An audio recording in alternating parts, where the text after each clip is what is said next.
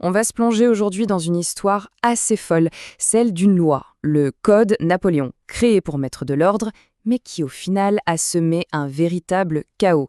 C'est une histoire de terre, de droit et surtout de confiance perdue. Alors imaginez un peu le truc.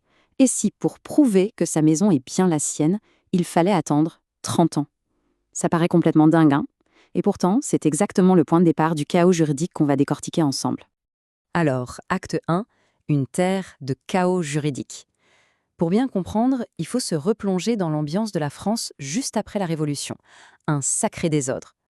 Avant la Révolution, la France, c'était un vrai patchwork juridique. On parle de plus de 60 coutumes régionales différentes. C'est-à-dire que les règles de propriété n'étaient pas les mêmes si on était en Normandie ou en Provence. C'était un casse-tête sans nom pour vendre ou acheter un terrain. Une incertitude totale et permanente. Et puis, au milieu de tout ce bazar, un héros va faire son entrée, le Code. Le fameux Code civil napoléonien de 1804. C'est une révolution, pure et simple. Pour la toute première fois, on a un seul et même code de loi pour tout le monde en France. L'idée, c'était de créer de la clarté, de la simplicité, bref, de mettre fin à l'incertitude. Et ce code, il a tellement bien marché qu'il a été exporté, par exemple, en Côte d'Ivoire. Et au cœur de ce code, il y avait une philosophie qui, pour l'époque, était radicale, la liberté. C'était l'idée que chacun est maintenant libre d'acheter, de vendre, de contracter comme il le veut. Fini les anciennes contraintes. Mais, parce qu'il y a un mais, ce héros avait une faille tragique. Tout ce beau système, en fait, il ne reposait pas sur une preuve absolue, mais sur la confiance, sur une simple supposition. Et c'est cette faille, ce talon d'Achille, qui va causer sa perte.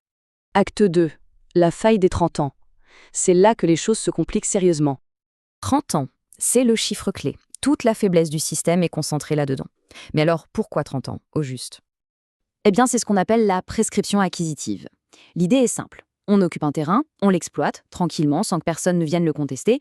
Et si on fait ça pendant 30 ans d'affilée, eh bien le terrain devient légalement le sien. C'est le temps, en quelque sorte, qui devient la preuve ultime de propriété. Alors, dans cette pièce de théâtre juridique, le juge, c'est le temps. Et le détective, c'est le notaire. Son boulot, à chaque vente, il devait se transformer en historien, en enquêteur. Il devait remonter le temps sur 30 ans pour s'assurer que tout était en ordre.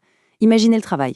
C'était un boulot de titan, long et surtout très, très cher. On continue avec l'acte 2, quand la confiance ne suffit plus. Parce que, voilà, ce système basé sur le temps et la confiance, il a commencé à montrer ses limites face à une économie qui se modernisait. C'est là qu'entrent en scène de nouveaux personnages, les banquiers, les investisseurs. Et leur logique, elle est imparable. Ils disent, attendez, si la preuve de propriété n'est pas absolument certaine, alors la garantie qu'on nous donne pour un prêt ne vaut rien. Et sans garantie fiable, pas de crédit. Et là, c'est le début d'une vraie crise de confiance. Cette incertitude, ce flou sur la propriété, ça a complètement gelé les investissements. Le développement économique s'est retrouvé bloqué. Logique en fait, qui prêterait des sommes importantes sans avoir une garantie en béton armé? Ce qui nous amène à l'acte 3. Un système basé sur la certitude. Le vieux système ne tenait plus la route, il fallait trouver autre chose.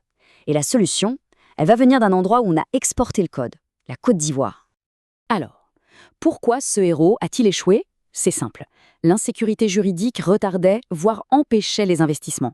Le fait de devoir prouver 30 ans de propriété était juste trop long, trop compliqué. Au final, ce qui devait être un outil de progrès était devenu un véritable obstacle au développement du pays. Et la solution, la voici, le système du titre foncier. Là, on change complètement de monde. On ne parle plus d'une simple supposition de propriété, mais d'une preuve absolue, incontestable. La sécurité devient maximale.